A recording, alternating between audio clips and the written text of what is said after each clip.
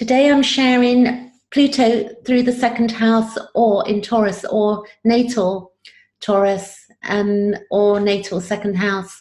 So here you can have a look at my slides that I'm going to share and see how it applies to your life. And it's a brilliant thing to get to grips with in astrology. I study evolutionary astrology, which is the school of Jeffrey Wolf Green.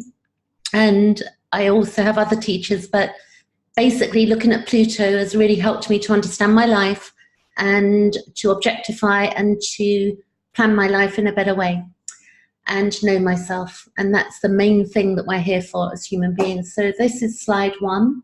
And what I'm going to do now is go to a bit of an explanation about Pluto. So Pluto in evolutionary astrology relates to the soul and the soul's underlying evolutionary desires. It is the depth of our unconscious and out of our awareness. We can see that we may repeat unwanted patterns or experience the same repeating life issues. Our Pluto placement and our transit holds information that, when understood, can smooth our passage through time. So it's a way of knowing ourselves, and that is the easiest way to deal with life. Like, the more we know about ourselves and our personality and possibilities. And here I got this picture on Wikipedia, and it is the finger of God. I can't remember the exact name of it, but I like this because it reminds me of that consciousness and that we are basically all connected. And the next slide here is more about Pluto. So knowing our Pluto placement and our chart helps us to objectify and to look at our life and know self. The transit and our solar returns and our aspects to Pluto shows us what is being reborn and what is dying or stale and needed to be changed or released. It is looking to see what needs to end to allow for rebirth and for regeneration to occur in our lives. Through life, we will experience dark nights of the soul, and this is a door to the deeper self at various points in our life. Our life experiences need to be examined so any wounding or painful events can be thawed out, which allows for our rebirth. We are here to live fully with an open heart and explore the world and to transform and transmute that which holds us back. So I think that's self-explanatory there.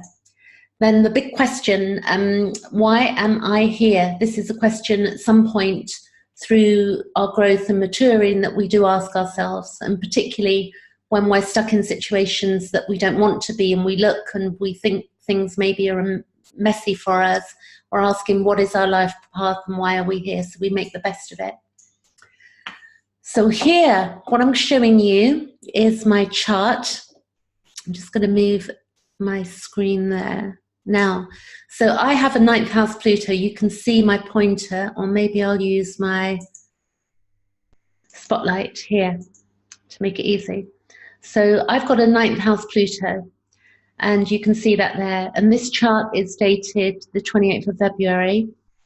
And you can see that I have a 9th house Pluto, and I am having a 2nd house transit. And on the 21st of May, which is my birthday, I'm going to have an upcoming solar return, which will be in my 4th house. And a solar return is where the planets fall on your birthday that indicate the energy upcoming for that year. So it's a really useful thing to know your solar return. And this isn't a solar return chart. This is my natal chart. But I will show you that Pluto is currently transiting my 2nd house. It's about halfway through. You can see there. 2nd house halfway through, and my 4th house is here. So my solar return, it's actually going to be falling in my 4th house, which is quite good for me. It's going to be a lot of dissolving for me of situations that need to be dissolved. So the next slide is about natal chart, about the natal chart. So a natal chart represents our potential, and it also represents what we have been and where we are at and what we can become. And Pluto works in 3 ways on our charts, and this is evolutionary astrology. We look at cataclysmic due to resistance. So that means that, well, if we're resisting, then we will be pushed into change. You know, if we're resisting something that needs to be changed and we're not going with it, then we will be almost given a push, a bit forced into it. I've seen that in my own life many times. So when something maybe should end, or when maybe we should be, I don't like the word should, but we, you know, really need to move. And the second thing is willing to change in some ways and in resisting in other ways out of fear or uncertainty. So if we basically are willing to change, but then we're sort of a bit stuck. And then the third way is to jump in with one's heart and soul, with the desire to understand and learn, and eliminating resistance.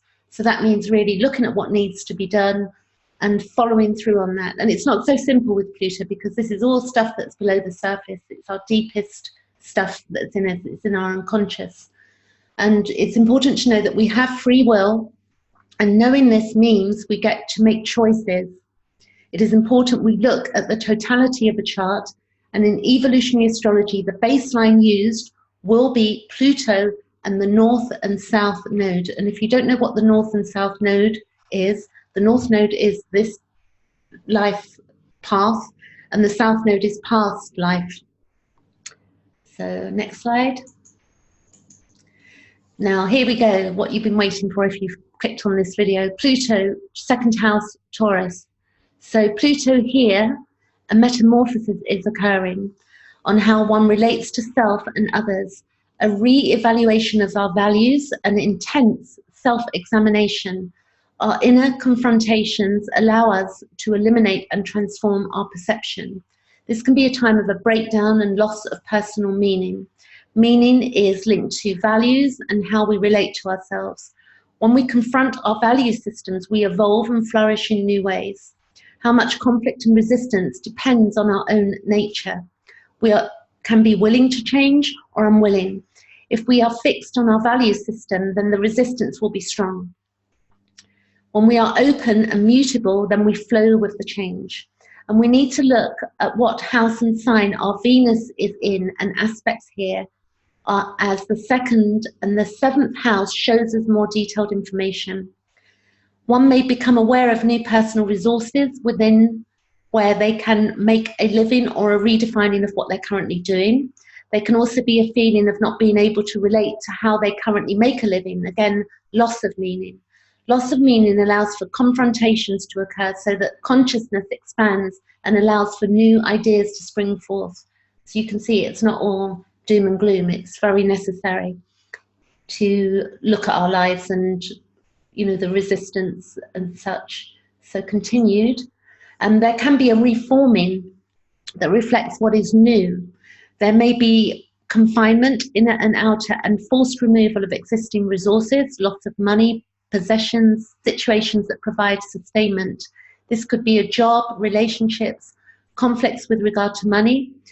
All that occurs allows for a redefinition of one's values, and also allows for one to relate to self and others in a new way.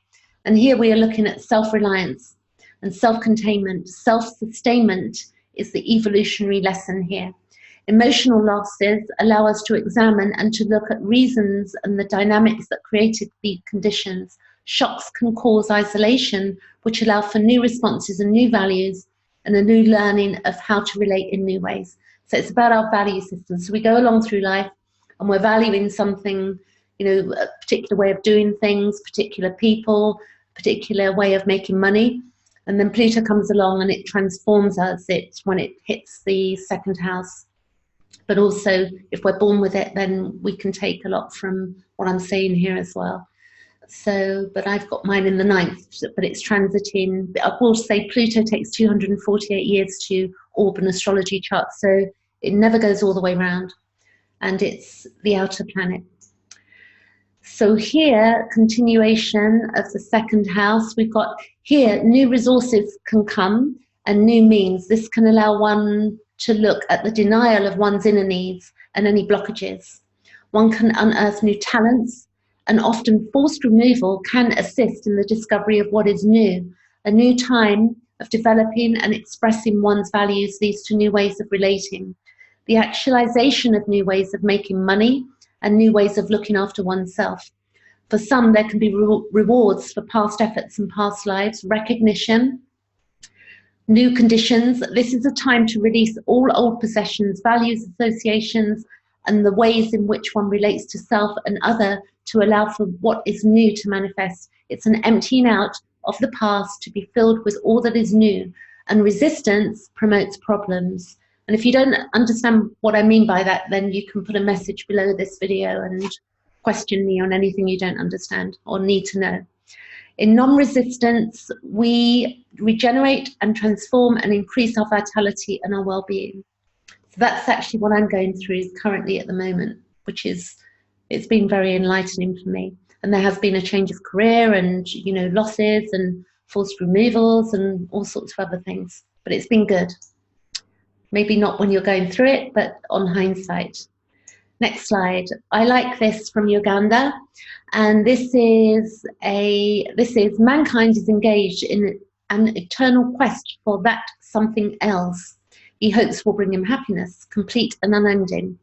For those individual souls who have sought and found God, the search is over. He is that something else.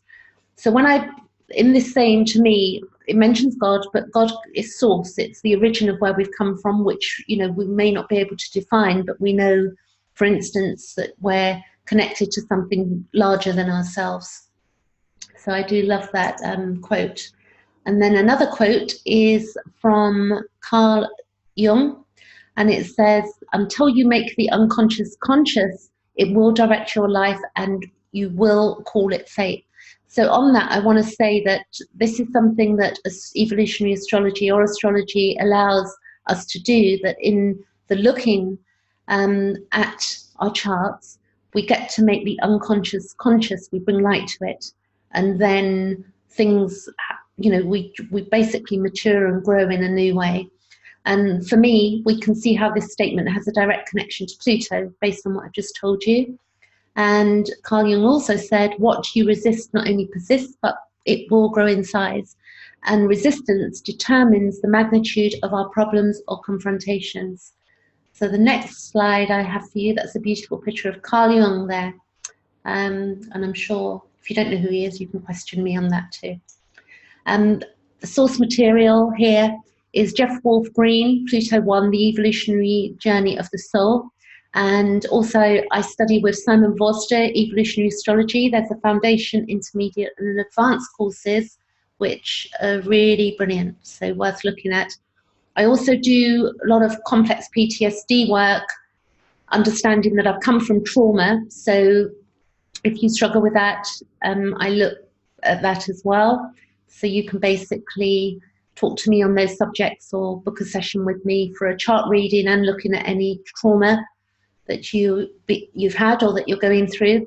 And then the Carl Jung and Uganda, and that's it. And my last slide is my email address. So if you've got any questions and you don't want to comment in the comment box or the comments below the video, you can email me there and then I'll get back to you. Thank you so much for watching. I'm going to stop share. There you go, I'm back. So it's fascinating. The more you look at an astrology chart, you will see, you know, that we have free will and we can create a life more in alignment with the way we want to live. But we need to know who we are. That's it. Thanks for watching. Catch you with my next upcoming Pluto through the 3rd house next week. Thank you.